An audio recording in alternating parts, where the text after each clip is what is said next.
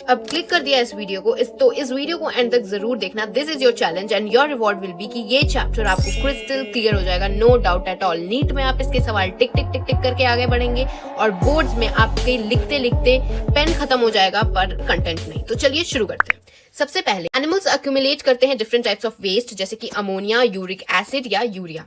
Ammonia जो होता है वो मोस्ट टॉक्सिक होता है और ये रिक्वायर करता है large amount of water to eliminate. ये रेडिली सॉल्युबल होता है, यानी कि एक्सक्रीशन बाय डिफ्यूजन करते हैं। इसीलिए आप यहाँ पर ध्यान दीजिए कि large amount of water required हो रहा है, इसीलिए जो एनिमल्स अमोनिया रिलीज करते हैं उनको हम लोग अमोनोटेलिज्म कहते हैं। और ये जो एनिमल्स होते हैं वो मोस्टली एक्वाटिक इंसेक्ट्स होते हैं। क्यों? क्योंकि यहाँ लार्ज अमाउंट ऑफ वाटर की जरूरत है, तो ऑब्वियसली जो वाटर में रहेंगे वही होंगे अमोनिया रिलीज करने वाले अमोनोटेलिज्म एनिमल, जो कि एक्सक्रीट करते हैं by diffusion. Now coming to the uric acid. Uric acid जो होता है वो रिमूव हो जाता है मिनिमल यूज ऑफ वाटर से, और ये इसीलिए क्या होता है, टेरेस्ट्रियल एनिमल्स इसको करते हैं, यूरिक एसिड और यूरिया को रिलीज। तो सबसे पहले बात कर लेते हैं यूरिक एसिड के बारे में। तो जो यूरिक एसिड है वो रेप्टाइल्स, बर्ड्स, लैंड पे जो स्नेल्स होते हैं एंड देन इंसेक्ट्स, ये लोग क्या होते हैं, यूरिक एसिड को रिलीज करते हैं। तो इन एनिमल्स को हम लोग क्या बोलते हैं, यूरिकोटेलिक, यानी कि यूरिकोटेलिक जो यूरिक एसिड रिलीज करते हैं। ये वेस्ट एज अ पैलेट या फिर पेस्ट, यानी पेस्ट के फॉर्म में ये रिलीज करते हैं, जो यूरिक एसिड रिलीज करते हैं, जिससे मिनिमम लॉस ऑफ वाटर होता है। Then coming to the mammals, जो टेरेस्ट्रियल एम्फीबियंस होते हैं और मैच्योर जो फिशेस हो जाती हैं वो यूरियोटेलिक होती हैं, यानी कि यूरिया रिलीज करती हैं। ठीक है, तो यूरिक एसिड यूरिकोटेलिक होता है और यूरिया जो रिलीज करते हैं उनको यूरियोटेलिक बोलते हैं। नाउ अमोनिया जो होता है वो कन्वर्ट होता है यूरिया में इन लिवर, देन वो ब्लड्स में रिलीज होके फिल्टर होके एक्सक्रीट हो जाता है किडनी के द्वारा। साथ में कुछ अमाउंट ऑफ यूरिया जो है वो किडनी मैट्रिक्स में बच जाता है ताकि हम लोग मेंटेन कर पाए ऑस्मोलैरिटी को। तो यहाँ पर हम एक्सक्रीटरी स्ट्रक्चर्स के बारे में जानेंगे, जहां हम एक्सक्रीशन और ऑस्मोल रेगुलेशन दोनों को जानेंगे। सबसे पहले आते हैं इनवर्टिब्रेट्स, जो कि सिंपल ट्यूबुलर फॉर्म से एक्सक्रीट करते हैं, और वर्टिब्रेट्स जो कि कॉम्प्लेक्स ट्यूबुलर ऑर्गन जो कि किडनी से एक्सक्रीट करते हैं। तो इनवर्टिब्रेट्स सिंपल है and vertebrates complex tubular organ kidney use करते हैं। तो सबसे पहला इंसेक्ट आता है दैट इज अर्थवॉर्म। तो अर्थवॉर्म रिलीज करता है नेफ्रीडिया से, जो कि मेंटेन करता है ऑस्मो रेगुलेशन को। फ्लैटवॉर्म्स जो कि प्लेनेरिया भी हम लोग इसको कहते हैं, या प्लैटीहेलमिंथीज भी आते हैं। रोटिफर्स और शिफेलोकॉर्ड्रेट्स, एम्फिशियस, ये सारे प्रोटोनेफ्रेडिया से रिलीज करते हैं, जो कि आयनिक फ्लूइड वॉल्यूम और रेगुलेशन इन ऑस्मो रेगुलेशन करते हैं। नेक्स्ट इंसेक्ट्स जो होते हैं वो माल्फेजियन ट्यूब्यूल से, जो कि मेंटेन करते हैं ऑस्मो रेगुलेशन और साथ में N2 यानी कि नाइट्रोजन वेस्ट को। प्रॉन्स जो कि क्रस्टेशियंस भी हम लोग इनको कहते हैं, ये एंटिनल्स और या फिर ग्रीन ग्लैंड से रिलीज करते हैं। Now coming to human excretory system, यानी कि किडनी के बारे में हम बात करेंगे। तो यहाँ पर ध्यान दीजिएगा, मैंने आपको डायग्राम बताया है एंड इस डायग्राम को मैं लेवलिंग समझाती हूँ। किडनी के जस्ट ऊपर एक ग्लैंड होता है that is called adrenal gland. ये ध्यान में रखना, ये आपको आगे भी काम आएगा, और ये एक ग्लैंड बहुत इंपॉर्टेंट काम करता है। फिर ये वाला जो आप ब्लू कलर का देख रहे हैं ये क्या है, इंफीरियर वेना कावा, और जो आप रेड कलर का देख रहे हैं this is renal artery. Then this part, this जो आपको बीन शेप ब्राउन कलर का दोनों साइड पे दिख रहा है, दीज आर किडनीज। किडनीज क्या होती है, दो होती हैं, इसीलिए हम लोग किडनी किसी को दे भी सकते हैं। ये इसके रेड वाले के जो नीचे वाला पार्ट होता है that is dorsal aorta, okay. And this kidney के जस्ट एंटर करके जो पार्ट आता है that is pelvis, medulla and then cortex. ये हम आगे और डिटेल में पढ़ने वाले, ये तो बस ब्रीफली मैं आपको बता रही हूँ। देन इसके यहाँ से एक पाइप निकलता है that is ureter, and then urinary bladder आता है जहां पर होता है हमारा urine store, and then urethra जिससे यूरिन आ जाता है बाहर। नाउ शुरू करते हैं, एक एक पार्ट को डिटेल में पढ़ते हैं। सबसे पहले किडनी जो होता है उसका वेट होता है 120 से 170 ग्राम तक। ये reddish brown bean shape, bean मतलब आपने देखा होगा कैसे आज चना टाइप का आता है which you have eaten also, rajma type का, तो वही बीन शेप का आपको यहाँ किडनी दिख भी रही है। ये रेडिश ब्राउन आपको कलर भी दिख रहा है, एंड इसका लेंथ कितना होता है 10 to 12 सेंटीमीटर आपको लेंथ दिखेगा, और विड्थ यानी कि कितनी मोटाई है, ये कितनी मोटाई है, तो दैट इज 2 to 3 सेंटीमीटर की मोटाई होती है। अब बात करते हैं ये कहाँ लोकेटेड होता है। ये बिटवीन थोरासिक लास्ट और लमनर थर्ड वर्टिब्रा के पास लोकेटेड होता है। ये बैक साइड होता है, मतलब आपके फ्रंट में नहीं होता है बल्कि आपके पीछे कमर के पास होता है, और ये क्लोज होता है dorsal inner wall of abdomen cavity के। नाउ अब हम लोग इसको और जूम करके देखेंगे। जूम करके देखिएगा तो आपको सबसे पहले ये पिरामिड्स नजर आ रहे हैं। ये पिरामिड्स को हम लोग डायरेक्ट नाम करते हैं दैट इज मेड्यूला पिरामिड। मैंने आपको बताया था यहाँ पर ये जो आपको स्पेस दिख रहा है ना, ये वाला जो जितना ये वाला स्पेस दिख रहा है that is called pelvis, okay. And this part जो सबके सामने थोड़ा थोड़ा आपको एम्प्टी स्पेस दिख रहा है that is called calyx. Then आपको ये वाला पार्ट दिख रहा है, ये वाला पार्ट, ये वाला पार्ट, ये वाला पार्ट जो आपको एक्स्ट्रा दिख रहा है ना, आपको ऐसा लगना चाहिए था कि यहाँ तक पेल्विस होना चाहिए था, बट यहाँ पर तो कुछ और ही रेड कलर में गिवन है, तो this part is called column of भर्तिनी।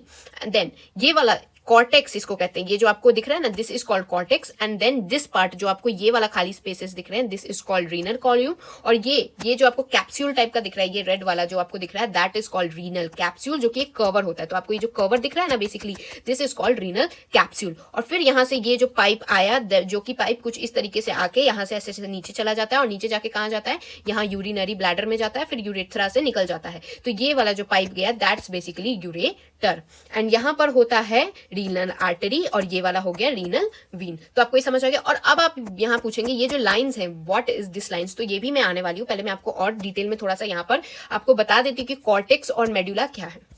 Now आपने अभी बीन शेप्ड किडनी देखी, ओके। अब बीन शेप्ड किडनी की एक होती है कनकेव एंड, एक होती है कन्वेक्स एंड। ये आपने कनकेव और कन्वेक्स मिरर पढ़ा होगा, ओके।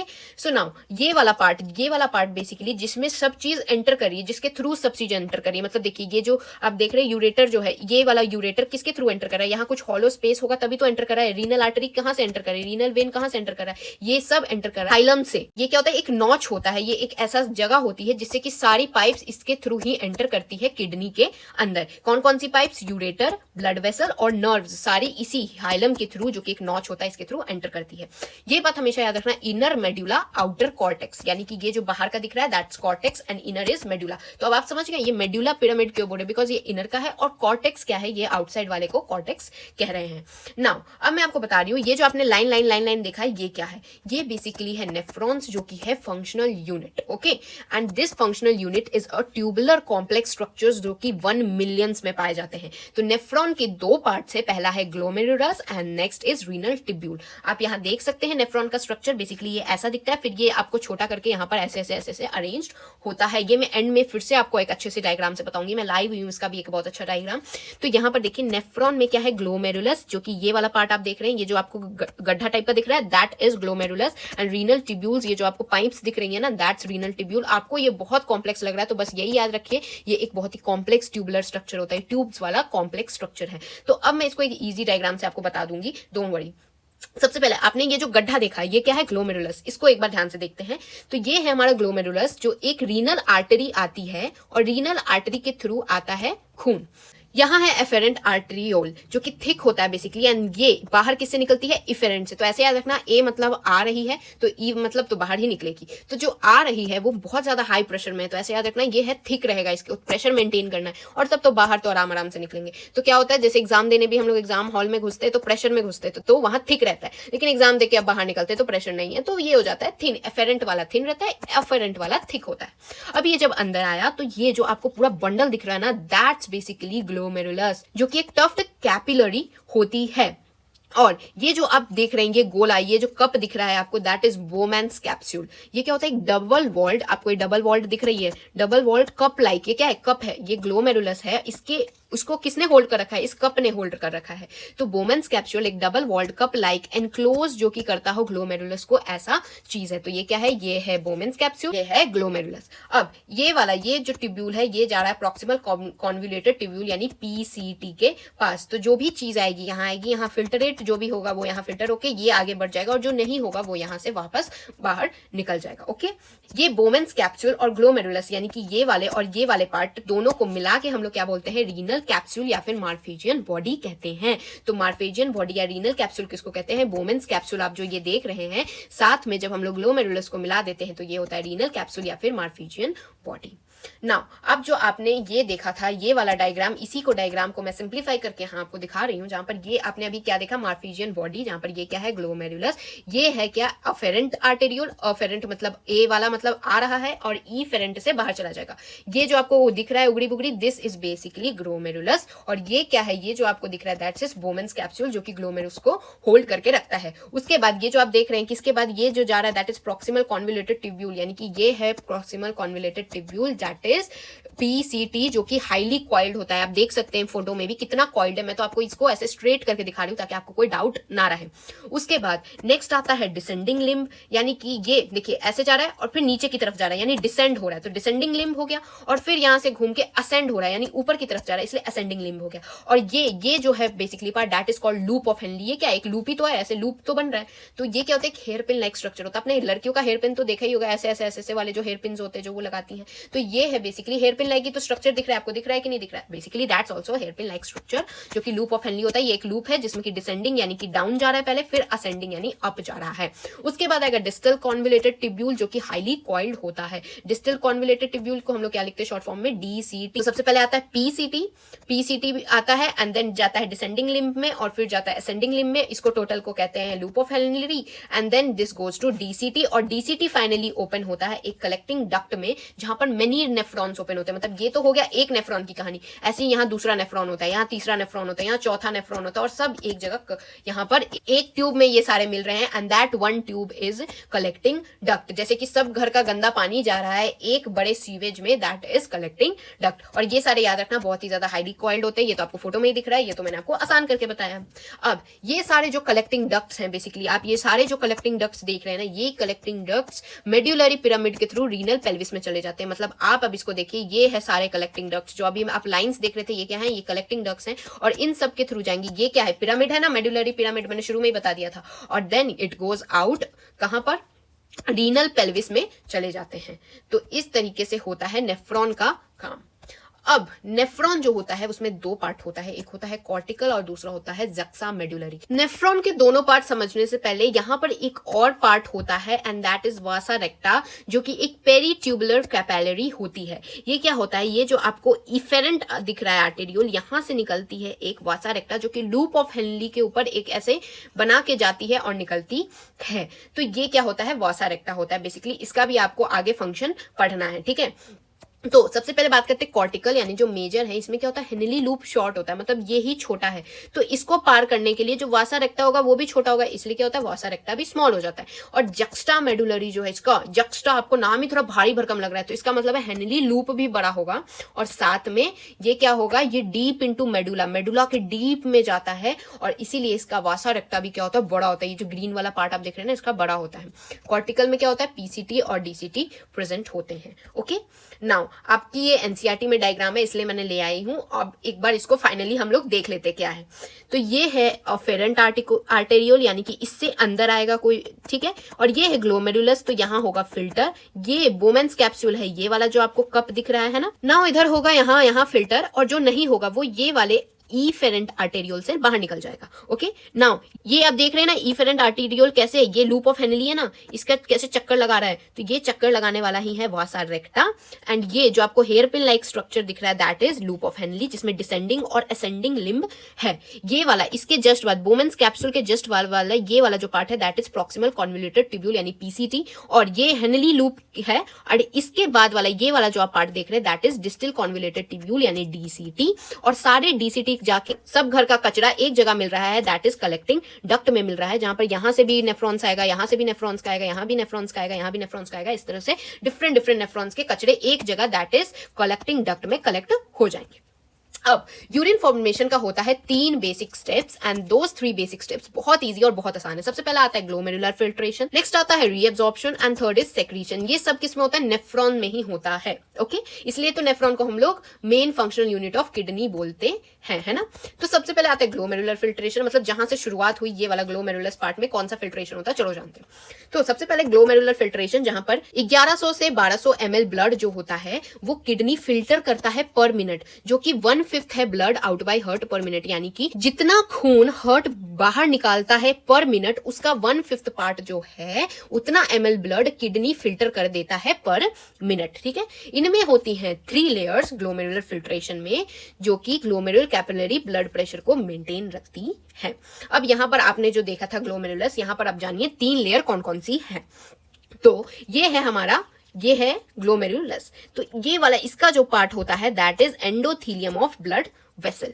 फिर ये वाला जो आप बोमेंस कैप्सूल देख रहे हैं that is epithelium of बोमेंस capsule. और एंडोथीलियम ऑफ ब्लड वेसल, ये ब्लड वेसल का एंडोथीलियम है ना, इसका एंड का पार्ट है ना, तो ब्लड वेसल के एंड का पार्ट एंडोथीलियम और एपिथीलियम ऑफ बोमेंस कैप्सूल यानी कि बाहर का पार्ट एपिथीलियम ऑफ बोमेंस कैप्सूल, इनके बीच की ये वाली आप जगह देख रहे हैं ना, दिस प्लेस इज बेसमेंट, और जो होता है between 2 layers that is endothelium and epithelium. तो याद रखिएगा एंडो यानी अंदर का पार्ट, अंदर क्या है? अंदर है ब्लड वेसल, तो एंडोथीलियम होता है ब्लड ब्लड वेसल का और एपिथीलियम होता है बोमेन्स कैप्सूल का। अब आप ध्यान देंगे कि ये जो डायग्राम है इसमें मैंने यहाँ छेद बना रखा है, इसका क्या सिग्निफिकेंस है? इसी का सिग्निफिकेंस है बेसिकली ग्लोमेरुलर फिल्ट्रेशन के लिए। तो अब आप जानेंगे कि कैसे होगा ग्लोमेरुलर फिल्ट्रेशन। तो जो एपिथेलियल सेल है बोमेन्स कैप्सूल की वो होती है पोडोसाइट। पोडोसाइट मतलब ऐसा समझ लेना होल गड्ढे पोडोसाइट है, ओके। एंड ये अरेंज होते हैं एक इंट्रिकेट मैनर में, जो कि सम लीव सम स्पेस, कुछ स्पेस यहाँ आप देख सकते हैं बीच बीच में, इसको अगर जूम करके देखेंगे तो ऐसे ऐसे कुछ स्पेस बच जाते हैं। ये क्या होते हैं? फिल्ट्रेशन स्लिट्स होते हैं या फिर पोर्स इसको कहते हैं, यही फिल्टर करते हैं। अब आपने चाय छन्नी देखी होगी, तो चाय छन्नी थोड़ी पूरी भरी होती है, इसके बीच बीच में ऐसे ऐसे होल होती है, तभी तो फिल्टर करके चाय नीचे आ पाती है। तो वही होल जो है दैट्स पोडोसाइट, जो कि फिल्ट्रेशन स्लिट्स या फिर पोर्स हैं। ये फिल्टर कर देते हैं सारे कॉन्स्टिट्यूएंट ऑफ प्लाज्मा, मतलब कि जो खून यहाँ आया उनके सारे कॉन्स्टिट्यूएंट को फिल्टर कर देते हैं, मतलब ऊपर ही रख लेते हैं। आरबीसी डब्ल्यूबीसी जो इंपॉर्टेंट है उसको थोड़ी हम लोग निकाल देंगे, तो इसीलिए क्या होता है ये फिल्टर कर देते हैं सारे कॉन्स्टिट्यूएंट पार्ट ऑफ प्लाज्मा, मतलब कि खून जब यहाँ आया तो इसके खून का डब्ल्यूबीसी आरबीसी जो भी इंपॉर्टेंट न्यूट्रिएंट्स वगैरह इसको अब्सॉर्ब करके इफेरेंट वाले के साथ बाहर भेज देंगे, है ना। और जो बचा वो ये पोर्स से जो पास आउट हो गया दैट विल बी प्रोटीन, जो कि पास हो जाता है लूमेन ऑफ बोमेन्स कैप्सूल के। तो ये क्या हो गया? अल्ट्रा फिल्ट्रेशन इसको कहते। तो ये क्या कहलाता है? Basically ultra filtration. अब ग्लोमेरुलर फिल्ट्रेशन रेट क्या होता है? मतलब अब ये जो आपने प्रोसेस देखा कि किस तरीके से खून आता है, इसमें से पूरा चीज तो ये फिल्टर कर देता है, प्रोटीन पास कर देता है लूमेन से, दैट इज ऑफ पोडोसाइट, है ना। तो इसमें अब आप बोलेंगे कि ये कितना देर लगाता है, यानी ग्लोमेरुलर फिल्ट्रेशन का रेट कितना है, जीएफआर कितना है? तो ये होता है फिल्ट्रेट फॉर्म्ड बाय किडनी पर मिनट, यानी हर मिनट किडनी कितना फिल्ट्रेट फॉर्म कर रही है। तो एक हेल्दी इंडिविजुअल का जीएफआर कितना आता है? 125 ml पर मिनट, यानी कि 180 लीटर पर डे करेगा ग्लोमेरुलर फिल्ट्रेशन, जीएफआर आएगा एक हेल्दी इंडिविजुअल का। अगर कभी जीएफआर कम आता है तो जेजी सेल एक्टिवेट हो जाता है और रेनिन रिलीज करता है, जिससे कि इंक्रीज कर देता है ग्लोमेरुलर फ्लो को, और जीएफआर फिर नॉर्मल हो जाता है। ये अभी हम आगे पढ़ेंगे, दैट इज फॉर रेगुलेशन। मैंने इसमें एक्चुअली ऐड कर दिया ताकि आप जब भी पढ़ो तो ऐसे ध्यान में रहे कि जब जीएफआर कम आता है तो जो जेजी है वो एक्टिवेट हो जाते हैं और रेनिन को रिलीज करते हैं, जिससे ग्लोमेरुलर फ्लो बढ़ जाता है और जीएफआर नॉर्मल हो जाता है। तो एक हेल्दी जो इंडिविजुअल होता है उसका फिल्टर कितना होता है? 125 ml पर मिनट ब्लड फिल्टर होता है, यानी 180 लीटर ब्लड पर दिन फिल्टर होता है। तो आपने ध्यान दिया हमारा फिल्ट्रेट फॉर्म होता है वो 180 लीटर होता है, लेकिन वो इक्वल नहीं होता है यूरिन के फॉर्मेशन के। क्या आप 180 लीटर सुसु कर देते हैं? नहीं नहीं नहीं, उनमें से 99% जो फिल्ट्रेट होता है वो रीएब्सॉर्ब हो जाता है bye renal tubules. Renal tubules क्या है? PCT, DCT, loop of Henley, अभी हम आगे पढ़ने वाले हैं। अब रीनल टिब्यूल होते हैं दो तरीके के, पहले होते हैं एक्टिव, दूसरे होते हैं पैसिव। जो एक्टिव वाले होते हैं वो ग्लूकोज, सोडियम, अमीनो एसिड्स को करते हैं रीएब्सॉर्ब, और जो पैसिव वाले होते हैं वो नाइट्रोजन वेस्ट को रीएब्सॉर्ब कर देते हैं। यानी जो एक्टिव है वो तो भाई एक्टिव है, ग्लूकोज खाएंगे, सोडियम को रीएब्सॉर्ब करेंगे, अमीनो एसिड को रीएब्सॉर्ब करेंगे, और जो पैसिव है भाई वही पैसिव है, तो वो क्या करेगा? नाइट्रोजन को, जो नाइट्रोजनस वेस्ट होगा उसी को रीएब्सॉर्ब करता है। देखिए रीएब्सॉर्प्शन जो होती है ना वो इनिशियल स्टेजेस पे ज्यादा होती है, क्यों? क्योंकि वहां पर H2O यानी पानी का भी रीएब्सॉर्प्शन होता है, ओके। नाउ इसमें थर्ड आता है दैट इज सेक्रीशन। अब कुछ सेक्रीट भी होता है, तो यूरिन फॉर्मेशन के दौरान कुछ चीजें सेक्रीट भी होती हैं। तो जो ट्यूबुलर सेल्स होते हैं ना वो सेक्रीट करते हैं H+ के आयंस, K+ के आयंस और अमोनिया को इनटू फिल्ट्रेट। यानी जो अभी आपने यहाँ पर बोमेन्स कैप्सूल पढ़ा, यहाँ पर जो फिल्ट्रेट बना ना, ये फिल्ट्रेट जब यहाँ पास करता है तो पहले तो रीएब्सॉर्प्शन होती है, साथ में सेक्रीशन भी करता है। ये जो आप ट्यूब्स देख रहे थे, PCT, DCT, loop of Henley, ये सारे कुछ सेक्रीशंस भी करते हैं, ताकि ये मेंटेन करता है आयोनिक और एसिड बेस बैलेंस का बॉडी फ्लूइड के अंदर। तो ट्यूबुलर सेक्रीशन बहुत इंपॉर्टेंट हो जाता है, क्योंकि ये आयोनिक और एसिड बेस बैलेंस को बॉडी के अंदर मेंटेन करके रखता है। तो वो H+ सेक्रीट करेगा, K+ सेक्रीट करेगा, अमोनिया सेक्रीट करेगा, तब जाके हमारा बॉडी आयोनिकली बैलेंस्ड होता है, एसिड बेस बैलेंस होता है, ठीक है। अब सेक्रीशंस अलग अलग होते हैं, ठीक है। सबसे पहले हम पीसीटी के सेक्रीशंस के बारे में बात करते हैं। तो पीसीटी कैसे सेक्रीट करता है? पीसीटी के पास होता है ऐसा brush bordered simple cuboidal epithelium. आप देख रहे हैं ब्रश बॉर्डर्ड है, ये क्यूबॉइडल है एंड एपिथेलियम है, जो कि इंक्रीज कर देते हैं सरफेस एरिया को। तो इससे क्या होता है, जितने भी एसेंशियल न्यूट्रिएंट्स होते हैं, 70 to 80% इलेक्ट्रोलाइट और पानी जो है वो एब्जॉर्ब हो जाता है पीसीटी के अंदर ही, ठीक है।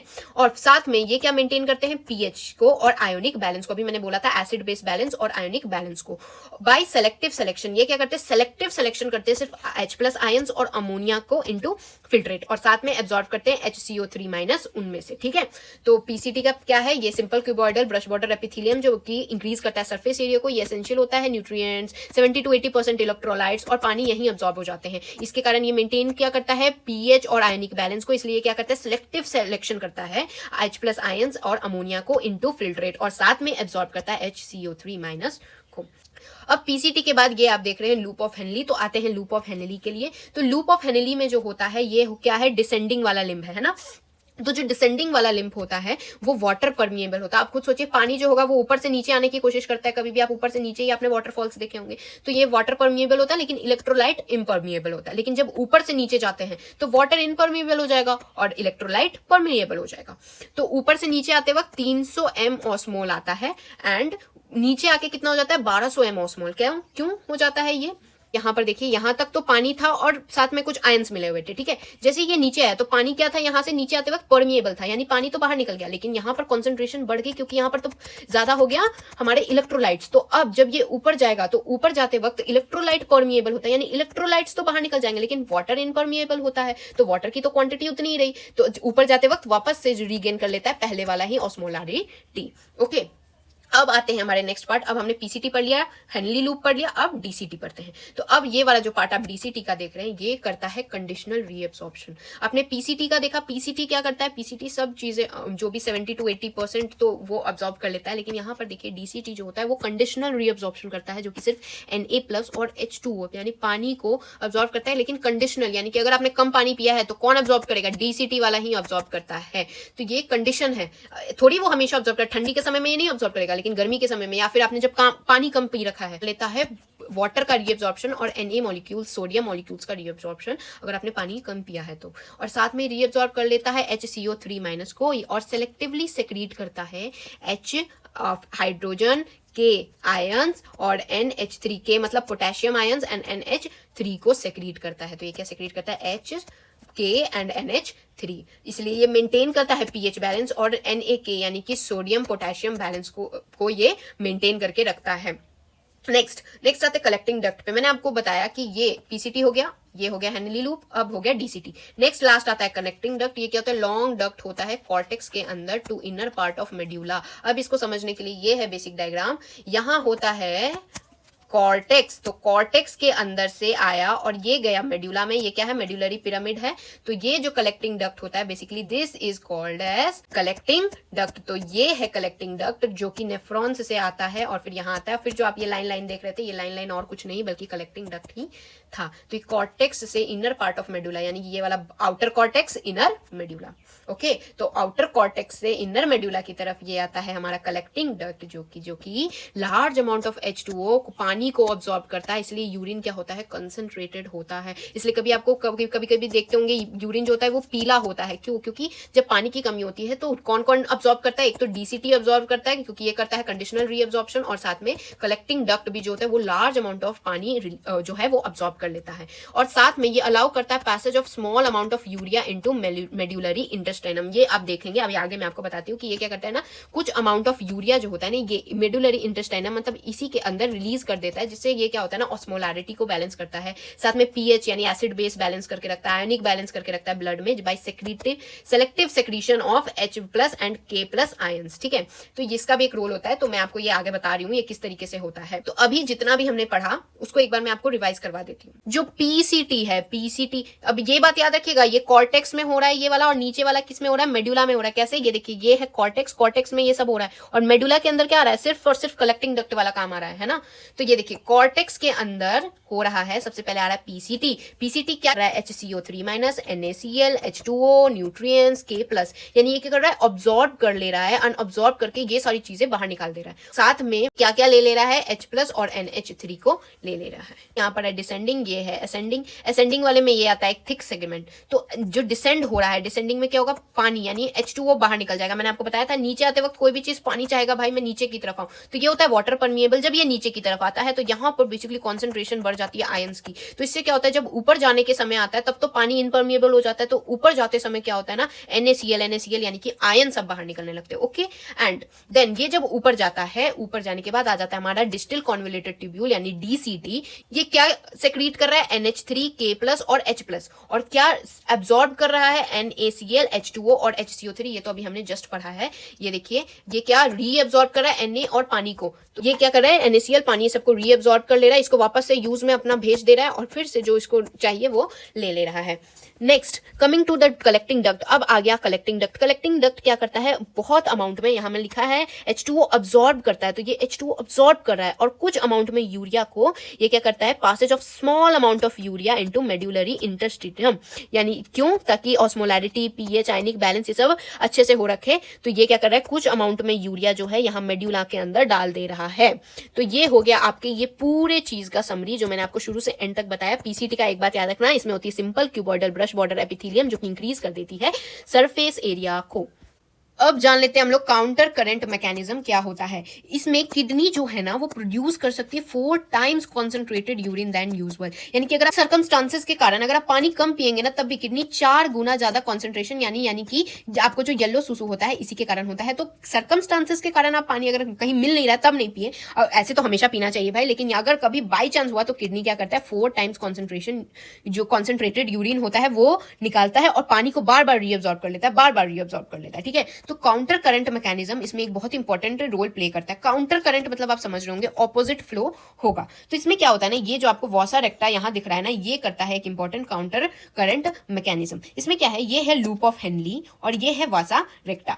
यहां पर फिल्ट्रेट जो होता है वो हमारा इस तरीके से नीचे आता है ना, और फिर ये इस तरीके से ऊपर जाता है।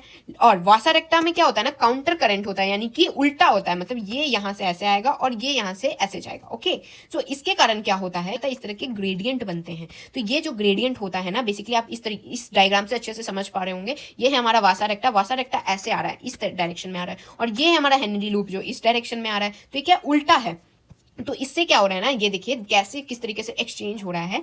300 ऑस्मोल से शुरू हुआ है सब कुछ। ओके, नाउ यहां से शुरू हुआ, 300 ऑस्मोल से आया, कुछ पानी सेक्रीट हुआ है ना, ये पानी सेक्रीट हुआ क्यों, क्योंकि यहां पर आपको मैंने बता रखा है कि जब ये नीचे की तरफ आता है तो वाटर तो सेक्रीट होता ही होता है ना। तो अब जब यहां से वाटर सेक्रीट हो रहा है, because this is water permeable, तो ये क्या चला जाता है, इस वाले में चला जाता है, यानी कि चला जाता है हमारे वासा रेक्टा के अंदर। तो पानी सेक्रीट होके इसके अंदर जा रहा है और फिर इस तरीके से ये आगे आगे आगे बढ़ा, तो जो पानी सेक्रीट होके इसके अंदर गया तो यहाँ बढ़ गया हमारा कॉन्सेंट्रेशन, जिससे कि यहाँ कॉन्सेंट्रेशन हो गया 1200 का।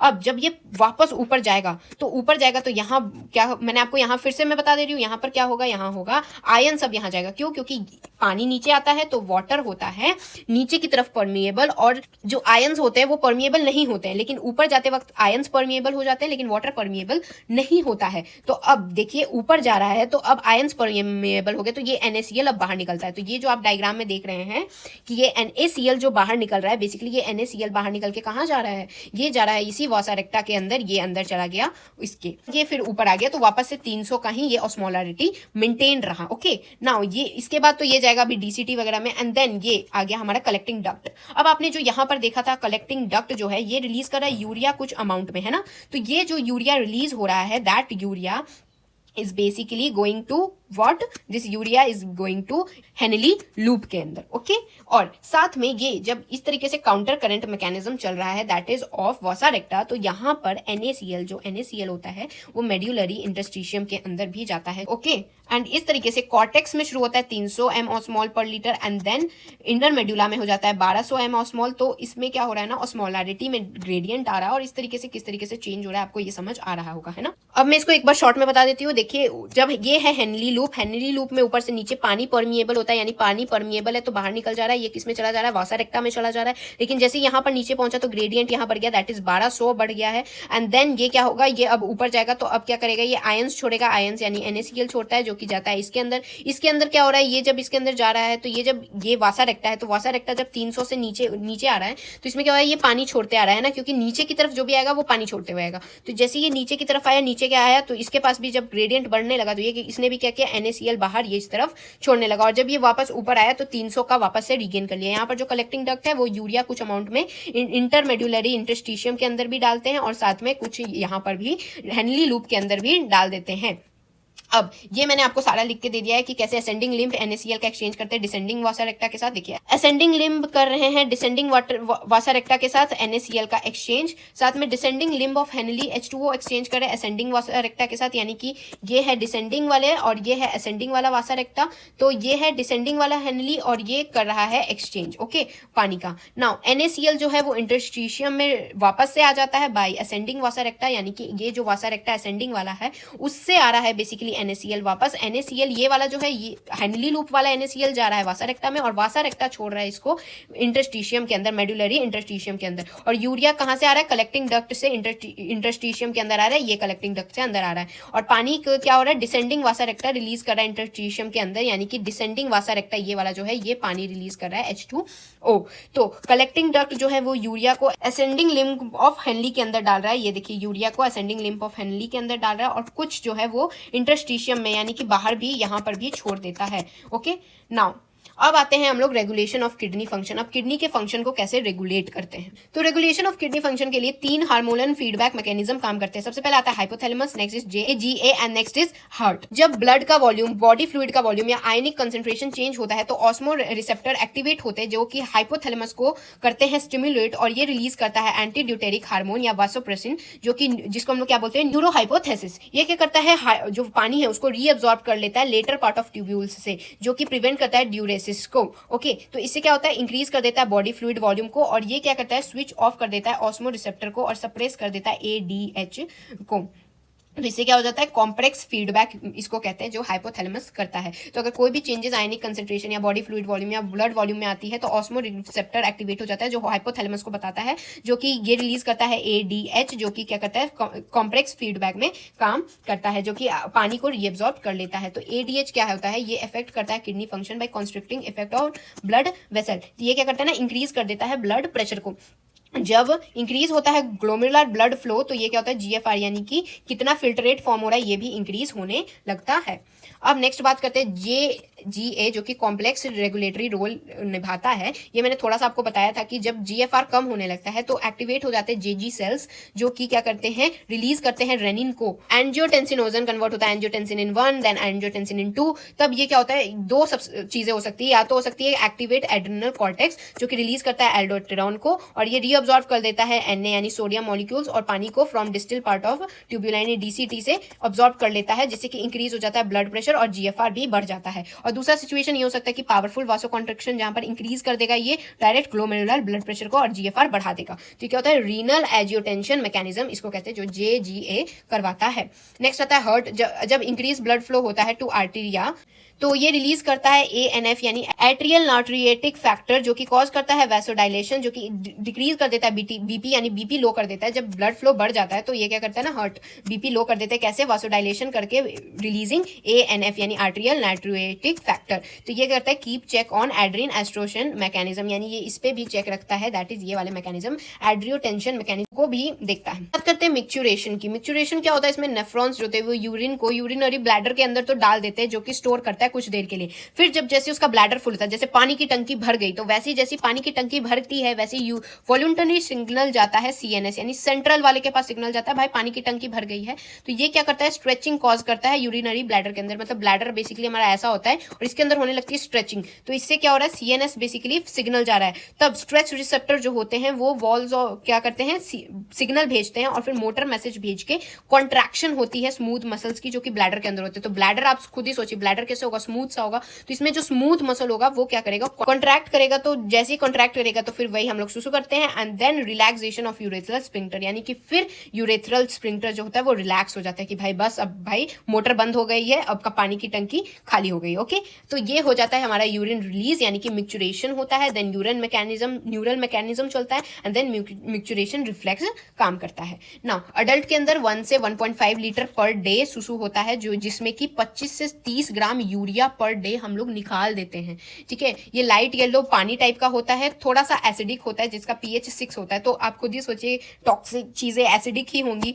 देन कैरेक्टरिस्टिक क्या होता है इसका? कुछ स्मेल देता है, ऑर्डर देता है ये। ठीक है, यूरिन एनालिसिस क्या होता है, ये क्लिनिकल डायग्नोसिस में काम आता है, मतलब आपका यूरिन सैंपल लिया जाता है डॉक्टर्स को कुछ चीजें चेक करने के लिए, जैसे कि अगर ग्लूकोज, यूरिन का सैंपल लिया उन्होंने और उनमें उसमें ग्लूकोज की मात्रा ज्यादा दिखी यानी कि ग्लाइकोसूरिया हो रहा है उसे, अगर यूरिन में कीटोन की मात्रा ज्यादा दिखी यानी कीटोन्यूरिया हो रहा है, तो ये क्या है, ये होता है बेसिकली डायबिटीज वाले, जो डायबिटीज मिलेटस लोग होते हैं ना उनमें होता है, तो ग्लूकोज ज्यादा रहा तो ग्लाइकोसूरिया और कीटोन ज्यादा रहे तो कीटोन्यूरिया। ओके नाउ कुछ अदर ऑर्गन्स भी होते हैं जो कि एक्सक्रीशन करते हैं, जैसे लंग्स, लिवर, स्किन, सलाइवा और सेबेशियस ग्लैंड। तो लंग्स क्या करता है, कार्बन डाइऑक्साइड को रिलीज करता है जो कि 200 ml पर मिनट रिलीज करता है और साथ में पानी को भी रिलीज करता है कुछ अमाउंट में। लिवर जो होता है वो लार्जेस्ट ग्लैंड होता है जो कि सेक्रीट करता है बाइल, जिसके अंदर सब्सटेंस होते हैं जैसे bilirubin, biliverdin, cholesterol, degraded cholesterol hormone, vitamin और ड्रग्स को साथ में लिवर इतने सारे काम कर रहा है और ये पास आउट करता है डाइजेस्टिव वेस्ट यानी पॉटी की तरफ। अब स्किन क्या करता है, वाटरी, NaCl, कुछ यूरिया और लैक्टिक एसिड का क्या पसीना रिलीज करता है जो कि बेसिकली फंक्शन होता है इसको कूलिंग का। तो जब गर्मी लगती है तो क्यों आता है हमें पसीना, बिकॉज यहाँ पर इसका मेन फंक्शन स्किन का होता है कूलिंग का, जहां पर वाटरी जिसके अंदर थोड़ा नमकीन सा होता है, इसमें यूरिया होता है और लैक्टिक एसिड प्रेजेंट होता है। सलाइवा यानी थूक, इसमें क्या होता है, कुछ small amount of N2 waste present होते हैं। एंड सेबेशियस ग्लैंड ये क्या होता है, स्टीरॉल्स का हाइड्रोकार्बन्स और वैक्स को सेब्रम के थ्रू क्या करता है, ऑयली कवरिंग प्रोवाइड करता है। जो आपका ऑयली स्किन कभी कभी दिखता होगा तो ये क्या होता है, स्टीरॉल्स, हाइड्रोकार्बन्स और वैक्स। आपको ऑयली मतलब वैक्स, स्टीरॉल्स, हाइड्रोकार्बन्स, ऐसे ये किसके थ्रू होता है, सेब्रम की तरफ रिलीज होता है। अब डिसऑर्डर्स की बात की जाए कि एक्सक्रीटरी सिस्टम में क्या डिसऑर्डर्स होते हैं, तो माल फंक्शनिंग ऑफ किडनी जो होती है उसमें क्या होता है, accumulation of urea in blood होने लगता है। ये क्या होता है, यूरिनिमा। तो एक डिजीज आती है दैट इज यूरिनिमा, जिसमें कि क्या होता है, accumulation of urea in blood, यानी ब्लड के अंदर क्या सूसू चले जाने लगता है। ये बहुत ही ज्यादा हार्मफुल होता है जिसके कारण किडनी का फेलियर भी हो सकता है। इन पेशेंट्स के लिए क्या होता है ना, एक हीमोडायलिसिस एक बहुत अच्छी चीज है, तो ये मैं आपको समझाती हूँ। देखिए हीमोडायलिसिस का क्या प्रोसेस होता है कि हमने खून लिया आपके बॉडी से, ये बॉडी को डाला, ये एक ऐसा हीमोडायलिसिस सिस्टम होता है। इसमें हमने क्या किया, कॉन्वुलेटेड आर्टरी से खून ले लिया, उसमें डाला हमने एंटीकोगुलेंट हेपरिन। ठीक है, ये क्या होता है ना कि जो खून होता है वो कुछ देर बाद क्लॉट होने लगता है यानी जमने लगता है, तो एंटीकोगुलेंट जो होता है वो हेपरिन होता है, वो क्या करता है, उसको जमने नहीं देता है। ओके, फिर ये पास करेगा इसके अंदर से। ये क्या है, हॉलो फाइबर्स होते हैं, किससे बने होते हैं, सेलोफेज मेम्ब्रेन से बने होते हैं। ये है बेसिकली डायलाइजिंग यूनिट या फिर आर्टिफिशियल किडनी है ये हमारा। इसका बेसिकली फंक्शन क्या है कि ये क्या करेगा, पास करता है मॉलिक्यूल्स को बेस्ड ऑन कॉन्सेंट्रेशन ग्रेडियंट। जैसे कि अभी हमने सारा कॉन्सेंट्रेशन के बारे में पढ़ा, ऐसी कॉन्सेंट्रेशन इसमें मेंटेन्ड होता है और ये सेल्यूफेज मेम्ब्रेन क्या करता है, कॉन्सेंट्रेशन ग्रेडियंट से इधर उधर मूवमेंट करता है। ठीक है, यहां से हम क्या डालते हैं, फ्रेश डायलिसिस सॉल्यूशन। अब डायलिसिस सॉल्यूशन क्या होता है, ये कॉम्पोजिशन होता है कुछ अमाउंट में प्लाज्मा, यानी कि हमारे जो खून का रहता है उसमें बस नाइट्रोजनस वेस्ट नहीं होता है, मतलब जो गंदगी होती है ना वो वाला खून नहीं होता, बस जो साफ खून होता है ना वो खून जो होता है ना वो जाता है इसके अंदर, जो कि क्लियर करते जाता है ब्लड को। तो मतलब यहां से आया हमारा गंदा ब्लड, ये एंटर करता है सेल्यूफेज मेम्ब्रेन्स के थ्रू और फिर यहां से एंटर करता है डायलिसिस सॉल्यूशन, यानी जो कि होता है सेम कॉम्पोजिशन एज प्लाज्मा, जिसमें सेम कॉम्पोजिशन होता है बस उसमें गंदगी नहीं होती है। ये एंटर करेगा, ये ब्लड से मिलेगा और ये सेल्यूफेज मेम्ब्रेन क्या करेगा, ये based on concentration gradient differentiate करेगा और फिर यहां से जो गंदा खून होगा ये यूज या डायलिसिस सॉल्यूशन यहां से बाहर निकल जाएगा और ये वाला जो अच्छा खून होगा ये वापस से हम लोग रिटर्न कर देंगे उस इंसान के बॉडी में। और ये क्या करते हैं, pumped back after adding anti heparin. अभी जो हमने ये एंटीकोगुलेंट डाला था हेपरिन, जिसमें क्या होता है ब्लड का क्लॉटिंग नहीं हो रहा है, अब जब वापस खून इंसान के बॉडी में जाएगा तो भाई ब्लड का तो क्लॉटिंग होना चाहिए ना, तो वापस से एंटी हेपरिन डाल के इसको इंसान के ब्लड में डाल देते। तो ये है basically haemodialysis process. Uraemic patient क्या होता है, जिनका माल फंक्शनिंग हो जाता है किडनी में, तो इनको कौन हेल्प करता है, हीमोडायलिसिस हेल्प करता है और ये जब से फंक्शन आई बहुत ही अच्छा वरदान साबित हुआ है। नेक्स्ट आता है किडनी ट्रांसप्लांट, जो कि किडनी ट्रांसप्लांट बहुत ही आसान होता है क्योंकि एक इंसान के पास 2 किडनी होती है तो वो एक से भी काम चला सकता है, तो एक वो किसी को दे भी सकता है अगर किसी को जरूरत हो तो। ये क्या होता है, जब एक्यूट रीनल फेलियर हो जाता है, मतलब पूरा एक किडनी का फेल हो गया, वो कुछ काम नहीं कर सकता है, तब हम लोग करते हैं ट्रांसप्लांट। मोस्टली ट्रांसप्लांट हम सोचते हैं कि क्लोज रिलेटिव से कराया जाए, जो आसपास के रिलेटिव है उनसे ही कराया जाए ताकि मिनिमाइज हो सके chance of rejection by immune system. क्या होता है ना कि एक होस्ट के अंदर, एक इंसान के अंदर खुद का इम्यून सिस्टम होता है, जब हम लोग दूसरे का ऑर्गन उसके अंदर डालेंगे तो वो खुद समझ जाएगा भाई ये तो दूसरा है, ये मेरे शरीर का हिस्सा नहीं है, तो वो क्या करता है ना उसको रिजेक्ट करता है। तो इसलिए हम क्या करते हैं, क्लोज रिलेटिव जैसे माँ, ये जो किडनी है वो ट्रांसप्लांट करते हैं ताकि रिजेक्शन के चांसेस कम होते हैं। लेकिन आजकल के जो मॉडर्न क्लिनिकल टेक्निक्स है इनसे क्या हो रहा है, सक्सेस रेट बढ़ रहा है।